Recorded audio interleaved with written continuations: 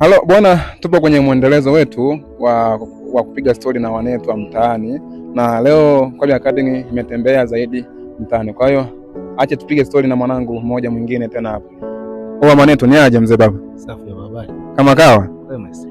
Mwanangu samani, najua mpo kwenye kazi hapa, mpo na wana mnapiga mastori yenu, na samani kwa kuingilia kwa kweli. Sisi tuna swali moja tu la kizushi.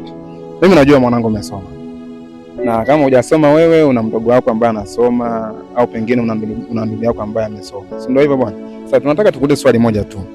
Wewe katika harakati zako za uboda na maisha mengine ya mtaani, somo la fizikia linasaidia nini katika maisha yako?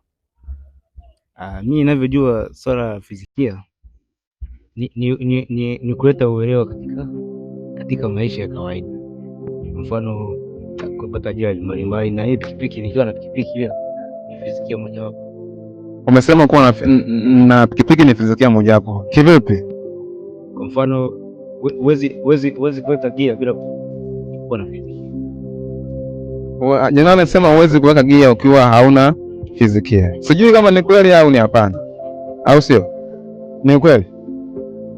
Jamaa mwingine ametuambia ni kweli, hatujui.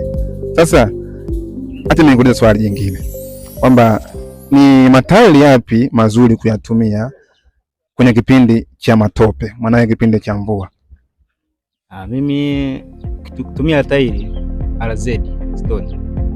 RZ Stone maana hiyo ni kampuni, si ndivyo? Yaani sasa nazungumzia ni matairi hapa ambayo kwa mfano hapa mbele hapa naangalia kuna tairi hili, kuna tairi hili hapa, na kuna tairi hili hapa na matairi mengine, si ndivyo?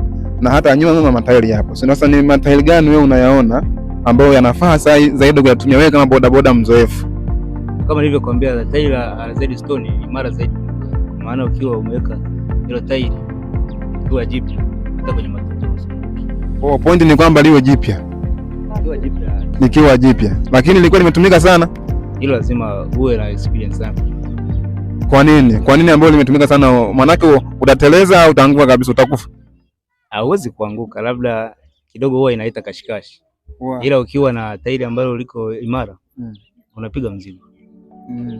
Bwana, asante sana kwa ushirikiano wako. Sisi tulitaka tujue tu kwamba ni tairi gani ambayo ni nzuri zaidi kuitumia, ambayo imeisha sana au ni mpya, lakini jibu lako ni kwamba mpya ni nzuri zaidi kuitumia kwenye matope kuliko ambayo imetumika sana. Bwana, sisi tunashukuru sana ndugu yangu. Asante sana.